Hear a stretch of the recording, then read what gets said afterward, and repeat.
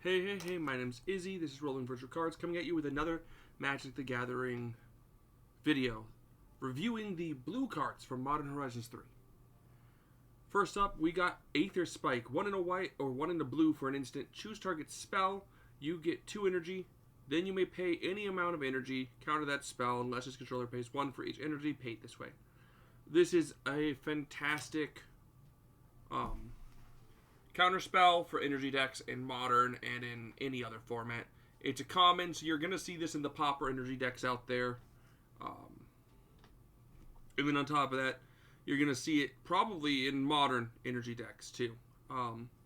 It's a great way to just expend your energy, which works very well with the win con in the energy decks for Modern, which we'll get into with the red cards. There's a red enchantment that does a lot for energy decks and is a win con for energy decks in Modern, something they've been looking for. And in Pauper, like I said, this is just a great way to just stop your opponents from winning and then slowly win through attrition. Amphibian Downpours 2 in a blue for an enchantment aura with Flash Storm, which means you copy it for every other spell cast this turn. Enchant creature loses all ability and is a blue frog creature with base power and toughness 1/1. What does that mean? That means, or how is this going to be used? More like, not what does that mean. This is used off your opponent's spells, not yours. You're not looking to cast 3 spells and then cast this and then turn 3 of your opponent's stuff into 1/1s. You could. But more or less, the way this works is, my opponent cast 4 spells or 3 spells. I cast Amphibian Downpour. That's the 4th. So there's 3 spells before this plus the Amphibian Downpour's original cast. Their 4 creatures are now 1/1s with no abilities. In Commander, an opponent decided to push and cast 3 spells. Amphibian Downpour, turn your opponent's commanders into 1/1s. I could see this being played in CEDH even, just as a way to turn off their commanders. Because without their commanders, look, you can't even recast it. It's just gone. I'm going up against partners? Cool. They cast a spell. They cast 3 spells. One of them got countered. That's your partners and your guys' one-offs. You can do it very well, and I think it's going to see play in those places. Bespoke Battle Wagon is 3 in old blue for a 5/6 vehicle. Tap, you get 2 energy. Tap, pay 2 energy, tap target creature. Tap, pay 3 energy, draw a card. Pay 4 energy, it becomes an artifact creature till in turn. Crew 4. I don't think this is going to see play anywhere. I think it's too slow. Sure, you can tap it for 2 energy right away, and that's 2 energy each turn you're getting, but it's just, for 4 mana, there's better stuff you could be doing. Sure, you can pay 2 to tap a creature, which helps you control the flow of the game, and 3 to draw a card's not bad. And if you're not running a lot of creatures and you're running energies, 4 energy to make it a 5/6/2 attack isn't bad either. I think if this was a common, you would see this in Pauper, but it's not. So I just don't think I could see it being played in many places. Maybe Commander energy decks, where they really need the energy. Brain Surge 2 in a blue for a instant. Draw 4 cards, then put 2 cards from your hand on top of your library in order. This is what everyone's calling this bad brainstorm. But bad brainstorm is still a brainstorm. This is going to see play in Modern. It's going to be seeing play possibly in Legacy and Vintage and definitely in Commander. Drawing 4 and putting 2 cards back I'll take that.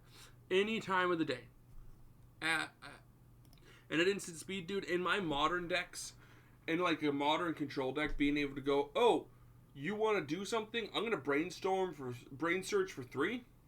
Look at the top 4, put these 2 back, hey, free counterspell. That's what this does. I could see this being played even in something like CDH, where for 3 mana, be able to dig 4 deep and to find a counterspell, you're going to find a free counterspell and just stop your opponent from winning. This is a good card, hands down. Anyone who tells you it's bad, they're wrong, in my honest opinion. Consign to Memory. Consign to Memory is a blue for an instant. Replicate 1 counter target ability or counter triggered ability or colorless spell.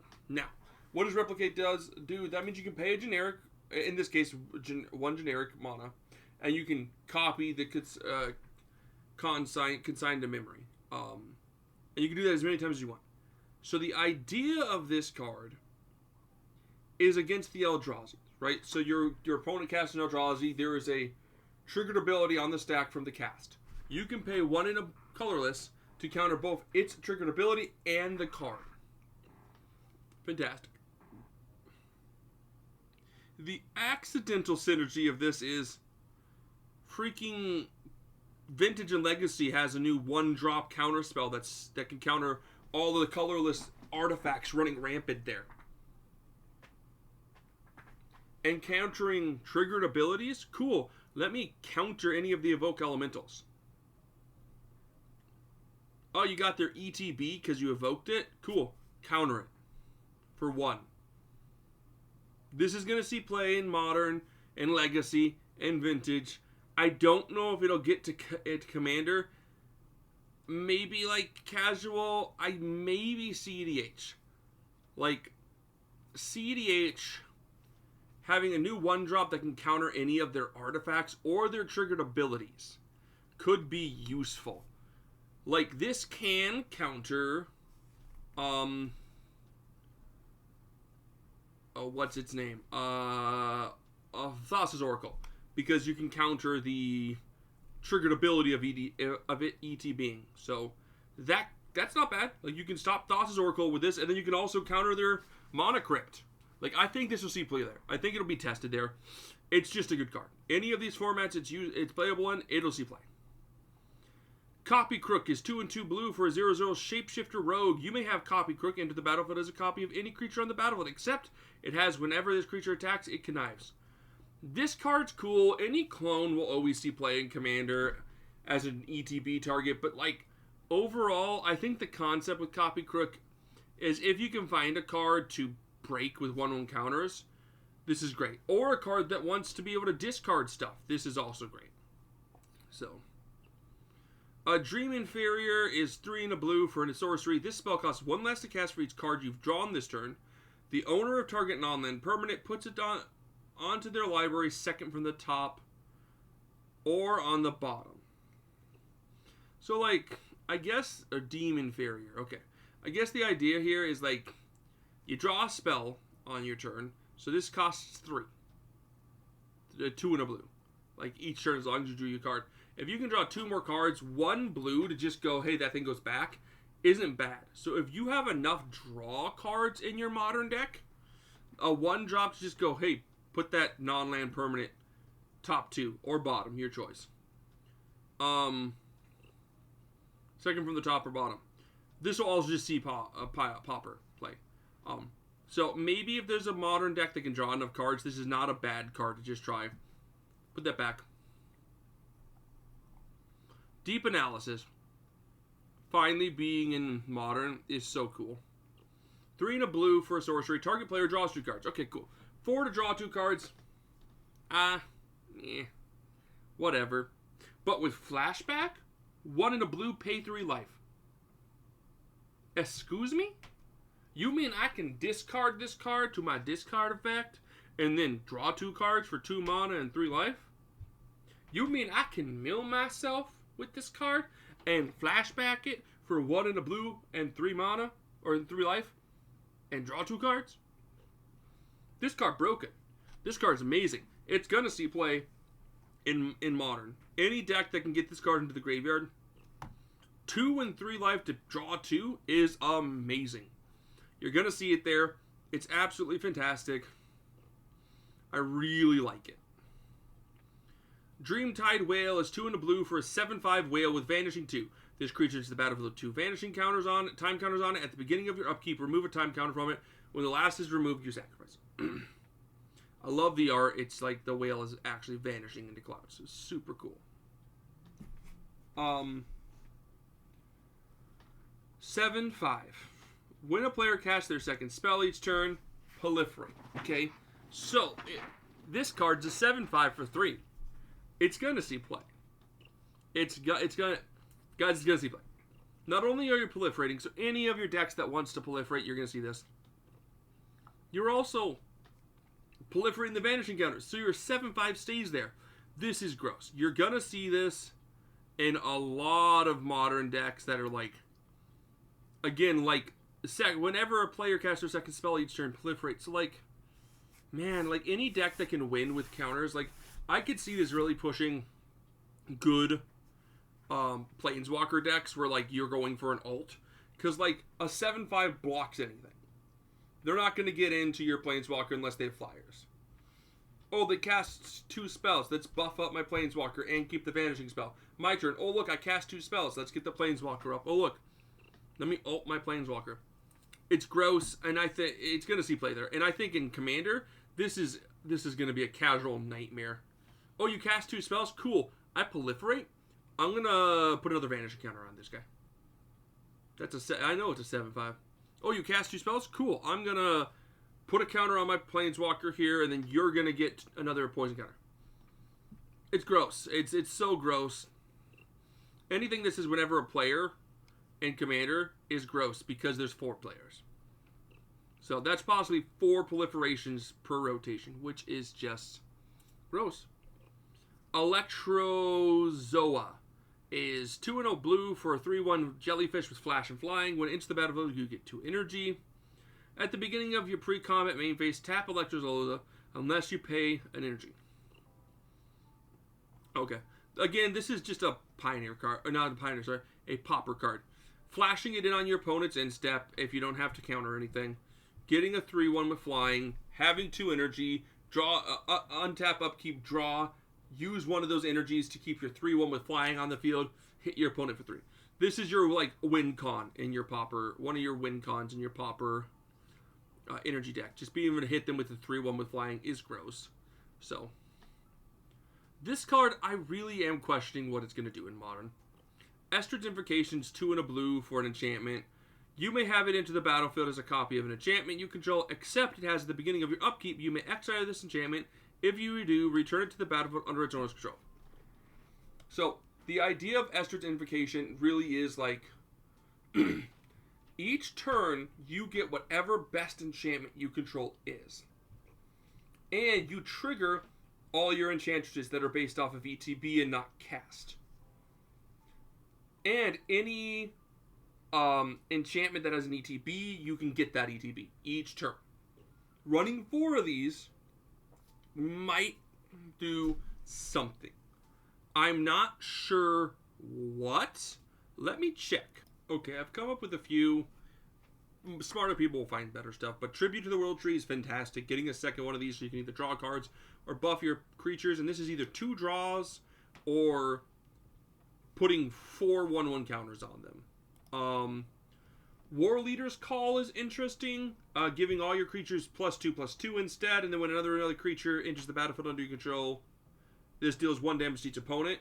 So that would be 2 damage, and running, like, again, you're already running like 4 of these cards, so now you're running 8 possibilities, right? Necrogen Mists, forcing each player to discard even more cards from their hands is interesting. Again, you might be running 2 of these, or 3 of these, or 4 of these anyway. Well, now you're running even more, but it doesn't have to be it, right? It could be the Liliana's Caress. Oh, you need more Caress to win? Like, you already got enough of those? Boom, now it's the Caress card, so now you're making more. Or another Waste Knot. Yes, you're going to already run 4 Waste Knots in your Waste Knot deck, but now this could be Waste Knot. It gives you a toolbox choice. Where the best one lands, I'm not sure. Time will tell. I'll make an update video in like a month or 2 about where all these cards have settled. Flare of Denial is 1 and 2 blue. For an instant, you may sacrifice a non-token blue creature rather than play this spell. Pay this spell's mana cost, counter target spell. It's already banned in Historic again. We've already talked about how these cards are broken. With the white one, the white one's one of the weaker ones, guys. But being able to sacrifice your 1-drop blue card just to go, you can't do something. If your turn 1 play in Modern is now just, I play a 1-drop blue, pass. Like, I think this might make Delver possible. Is it Delver? Yeah, it's Delver. I think this might make Delver playable in Modern. Because Delver's a 1-drop. At the beginning of your upkeep, look at the top card of your library, you reveal that card, and if an instant sorcery is revealed this way, transform it. Now it's a 3/2, okay? Cool, you really need a lot of instant sorceries to make this playable. Here's the thing, okay? Being able to play Delver with Flare of Denial now where you can now Delver, if I can't do anything, Delver is at least a counter spell on turn 1. I start my opening hand with Flare, Denial, and Delver. I play the Delver. Oh, they did something I don't want. Counter. Oh, I reveal it. Like, I'm going to try a Delver deck with Flare, Denial now available. And this is going to see play in Commander. Oh, I have to stop you by sacrificing my Commander? Sure. At least I don't lose the game. It's another free Commander. Counterspell. Flusterstorm. Flusterstorm is reprinted from Modern Horizons, which is great. It's an expensive card. It needed the reprint, guys. I'm excited to see it come back. I like its new art in Modern Horizons 3, the classic art. That's such a gorgeous art. Makes me want to buy more of the set just to get that art, because I think that's a unique art. It is. And it is the best art yet, guys. I love that. And Flusterstorm will continue to see play wherever it sees play, which is usually just Commander, like CEDH. I don't think it sees play much other places. Harbinger of the Seas is such a good card. 1 and 2 blue for a 2/2 Merfolk Wizard. Non-basic lands or islands. It's already been historic, again. So you know it's a good card. It really helps Wizards just, hey, everything's an island, so now my island walk allows me to get in. So it's going to help Merfolks become a deck, possibly. Other than that, it'll see play everywhere it can. Like, turning everything into islands isn't as good as mountains because there's more blue in decks. Kind of. I mean, blue is not the strongest in Modern. It's always been one of the weaker colors in Modern. But, like, this really helps Island Walk and just to hose people running more than one color decks. So, I like it. I think it'll see play in a lot of decks. And you might see it in Commander, but it's kind of a rude card, so probably not. Hydroelectric Spiceman. Hydroelectric Spiceman. 2 and a blue for a 1/4 weird. Flash. When it enters the battlefield, you may change the target of target instant or sorcery spell with a single target to Hydro Spiceman. So again, not the best ability. It's like, okay, cool. I can pay 2 and a blue, flash this guy in and stop you. Or it's a land. And again, because Oops All Land is a deck in Modern, Legacy, and Vintage, this is going to be a thing. And you're going to be able to see Oops All spells in Commander now. I want to see if there's a CEDH variant that we could possibly push through. That'd be kind of cool. But I really like these new cards for those, and I like that they can replace the old cards because these ones are specifically designed for Modern and Mind, so they come in untapped if you want to pay 3. Or tapped if you don't want to. Or it's a cool card.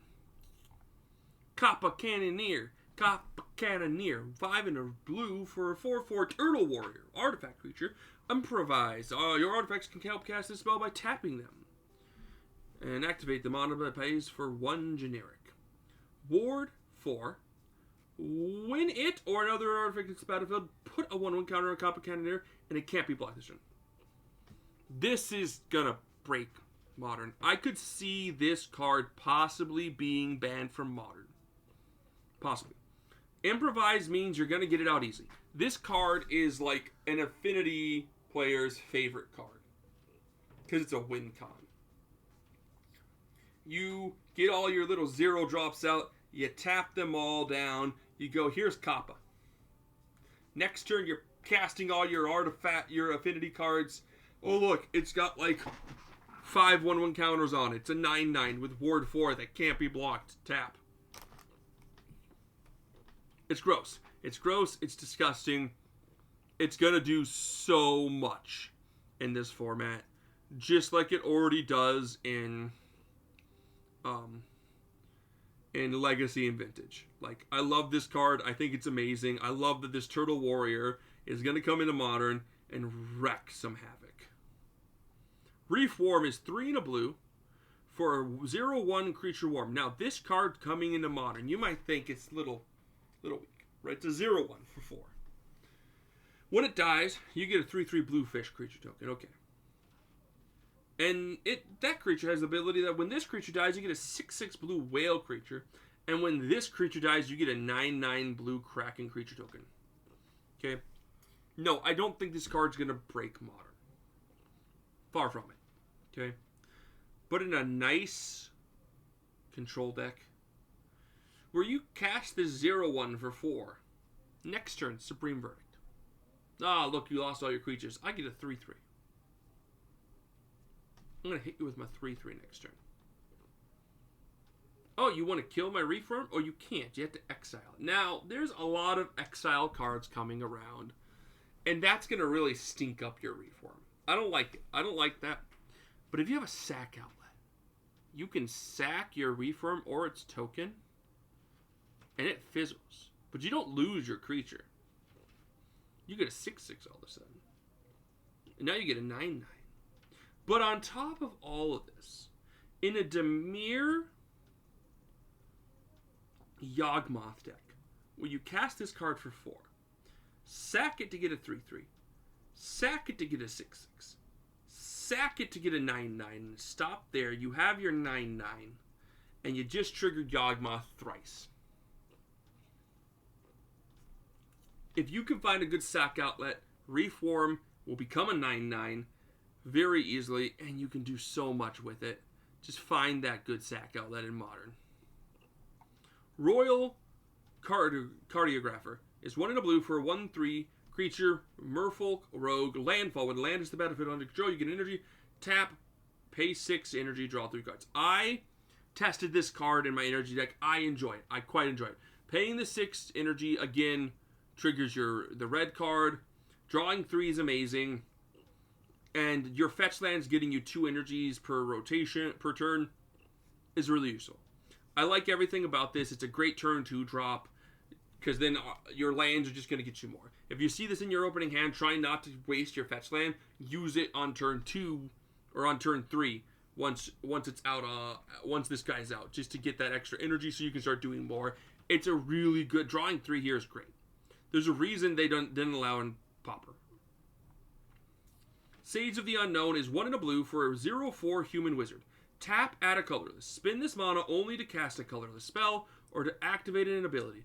Again, this is going to see play everywhere. It's a 2-drop that can cast a colorless spell or activate an ability. It's already $2. Why? Because Pauper. Come on, guys. It's a ramp spell in Pauper. Oh, I can use it to cast my 1-drop colorless spell? Thank you. That's what I'm thinking. I don't think it's going to see play much anywhere else, but Pauper breaks this card wide open, and I love it. Next, we have Serum Visions. 2 in a blue for a 2/2 Vedalken Wizard. When it enters the battlefield, draw a card, then scry 2.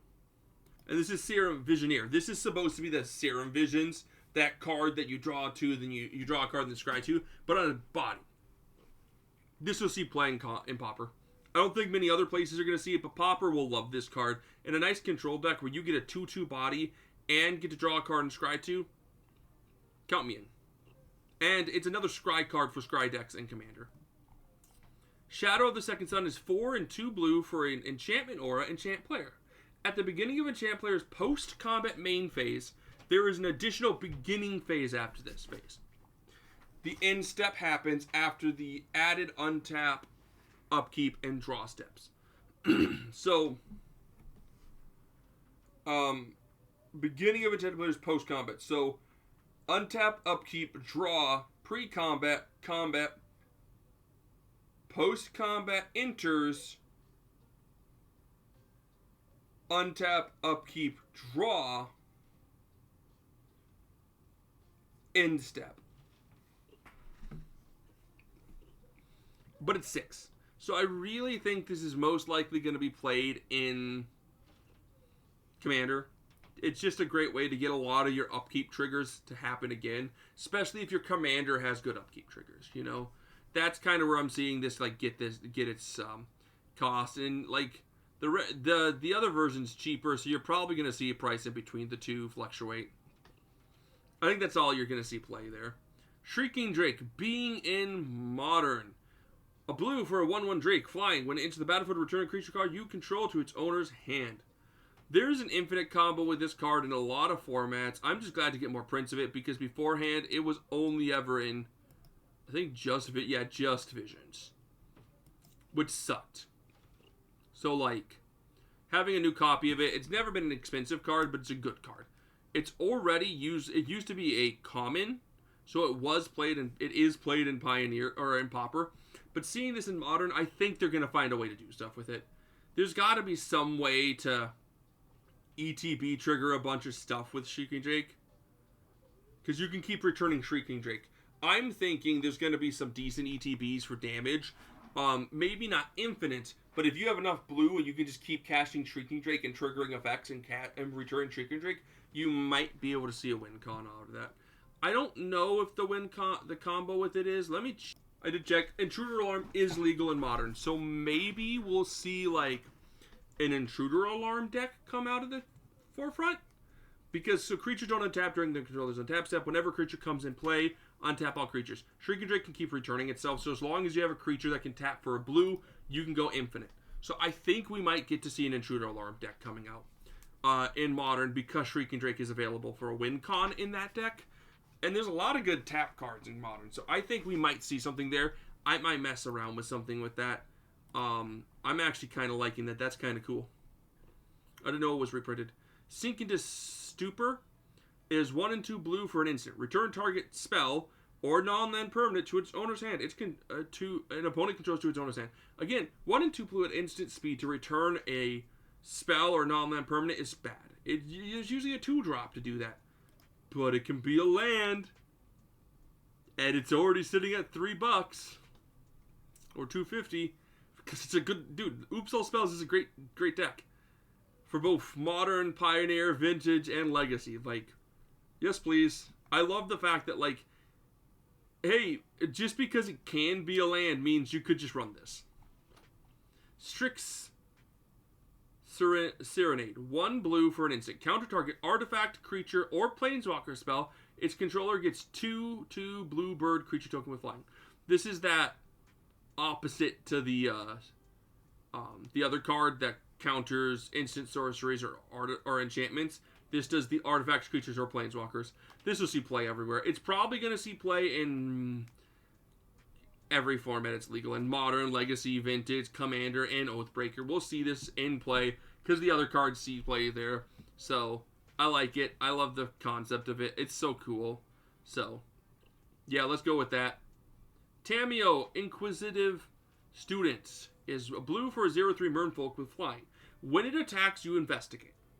So you make a clue.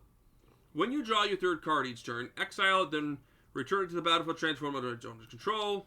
Boom, it's Tamiyo, Seasoned Scholar. 2 Legendary Planeswalker for Tamiyo, Legendary Planeswalker Tamiyo, +2. Until your next turn, whenever a creature attacks you or a planeswalker you control, it gets -1/-0 till end of turn.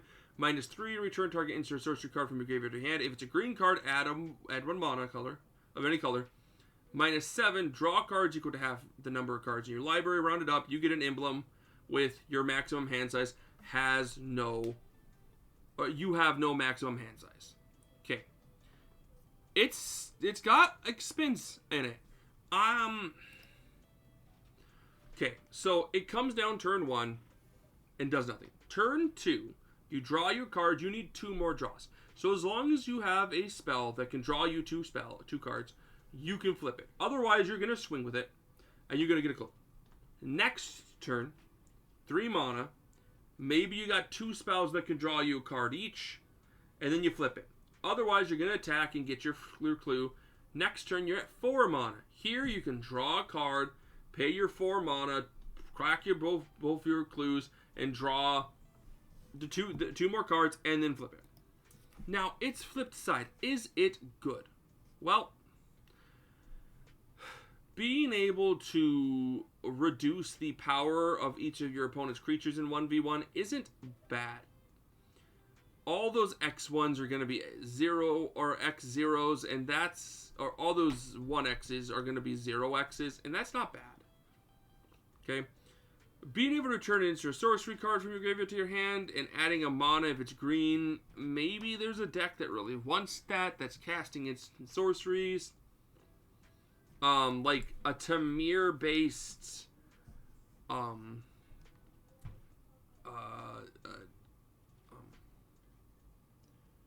I forget the name, give me a second. A Tamir-based, prowess deck. Maybe because you can +2 it to keep your stuff alive, -3 it to go, hey, let me grab that green card back, and then you get the 1 mana so you can cast another spell, and it's -7, like maybe you can eventually draw half your deck. I don't know. Maybe people are going to come up with more ideas than me. I just can't see it in formats other than like maybe as a commander it kind of seems fun. I've built the deck. It's interesting.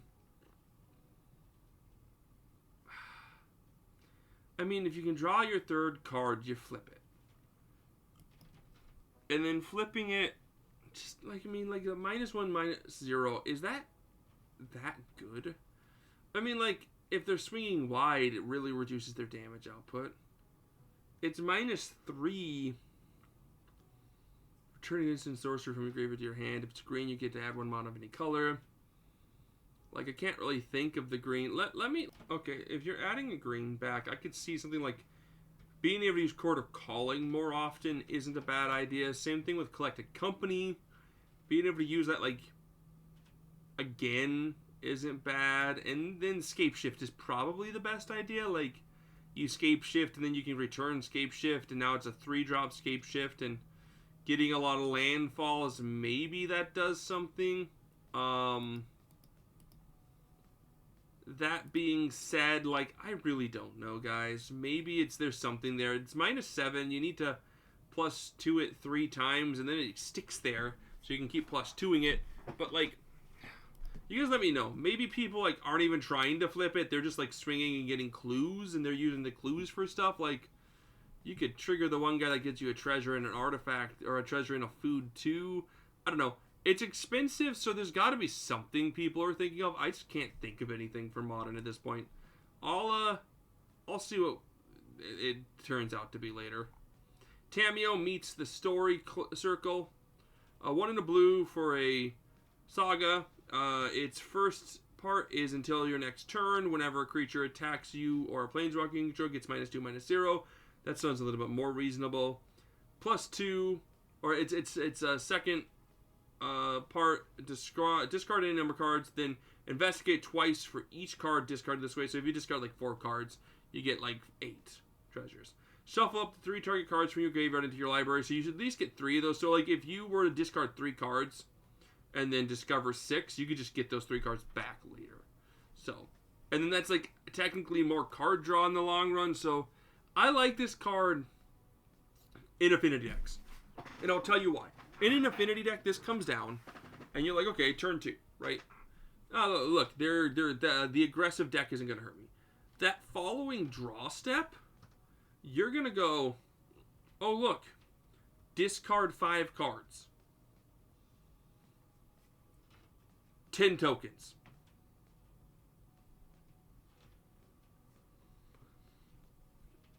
And then, yeah, 10 treasures. Now all my stuff costs less.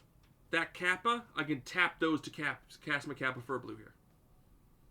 Like, this is going to see play in Affinity decks, I guarantee you. And then you can shuffle 3 of the cards back you wanted. But, yeah, this is gross. I think it's being underrated here. Tempest Harvester is 1 in a blue for a 2/1 Merfolk. When it's battlefield, you get 2 blue. Tap it, pay 1, draw a card, then discard a card. I don't think I was testing this card in the deck. That was my alarm there. Sorry, guys. I don't think that, like, it really was being... I don't think I was testing it. Upon looking, I was. I might try something different than it. I like it because it's a creature. It's a 2/1. It works with the guy who gives the 2/1 counters and flying, because now it's 4 damage coming at people. You get 2 energies on ETB, 4/2, and then draw a card and discard a card in Modern is not bad because it gives you card selection, which is just decent. So, and again, it's common, so you're gonna see this in Pauper. Like, oh man, I'm gonna build Pauper energy here in a second. Maybe I'll show a deck of that. I don't know. I usually only do commander deck builds on my channel though. Triton Wavebreaker is a blue for a 1/1 Merfolk Wizard. I love this card. Modern, man. I love this card for Modern. Bestow 1 in a blue. Again, what you need to remember about Bestow is that when you cast it for Bestow cost, it is an aura. A non-creature aura. Just an aura. So you trigger prowess. As long as it's a creature, it has prowess. Or enchant creature gets +1/+1 and has prowess. Why do I care about this in prowess deck? Because it triggers the prowess, and then it gives it prowess a second time. Because multiple prowess stacks. So if it gives them prowess, they have prowess. So you put this on your Swift Spear turn 2. For 2, it becomes a 2/2. A 3/3 actually, because it's getting +1/+1 from Triton. You hit them for 3.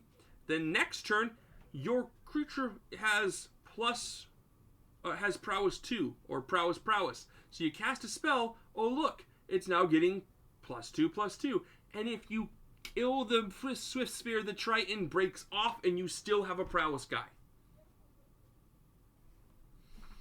I love it. I love it so much. It's so gross. It's such a good card. Oh man, it's so good. It is just so good. Give me a second. Okay, so yeah, it's gross. I love it so much, guys. It's just such a good prowess card. Outside of prowess, I don't think it'll see any other places, but in prowess, it's so gross. Protection. It's what it does. Like against board wipes, against removal, it gives you that protection. Tune the narrative. Draw a card. Get 2 energy. This is in every energy deck in Modern.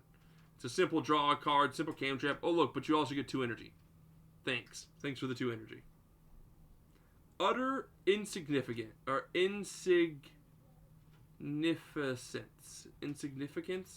Yeah, utter insignificance. 1 in a blue for an enchantment aura. Flash. Enchant creature. Enchant creature loses all abilities and its base toughness is 1/1. 2 in a colorless. Exile enchanted creature. So, this is cool because you can just go, hey, the big bad thing's gone, let's move on. And then you can also exile the enchanted creature later. So, I really like this for Pauper. I don't think many other places, but for Pauper, I like this. It's a great control piece.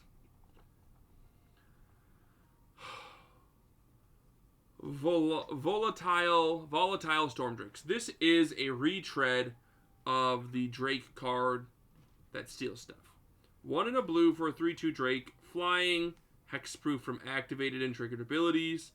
When it enters the battlefield, exchange control of Volatile Stormdrake and target creature and opponent controls. If you do, you get 4 energy. Then sacrifice the creature unless you pay an amount of energy equal to its mana value. Okay? Here's the thing. Volatile Stormdrake will not just see plain energy. Yes, it's a really good card in energy decks. Really good. But outside of that, guys, it's a 2-drop that you can use to steal any 4-drop. Because you get 4 energy. Oh, they have a scary 4-drop. Take my 3/2. I want your scary creature. I want your scary 4-drop, or I want your Shieldred. I'm going to take your Shieldred. You get this Volatile Stormdrake. Any other card similar to that, you can just steal. Or you can just let it die and keep the energy for the next time you cast a Volatile Stormdrake. This is going to see play in every format that it can, that Gilded Drake is not already in, so Vintage and Legacy probably won't. And maybe... yeah, I think it's a great card. Such a good card in this format. And that ends the blue cards. My cat's being spaz right now. I love her. She's just like really hyper. Running around the room. I really like it. I think it's great. I think a lot of these blue cards are really great. So, let me know what you think the best card's going to be. Let me know what your favorite card's going to be. Let me know that down in the doobly-doo. In the comment section there. And then, don't forget to like and subscribe. Everyone, have a fantastic day. Peace.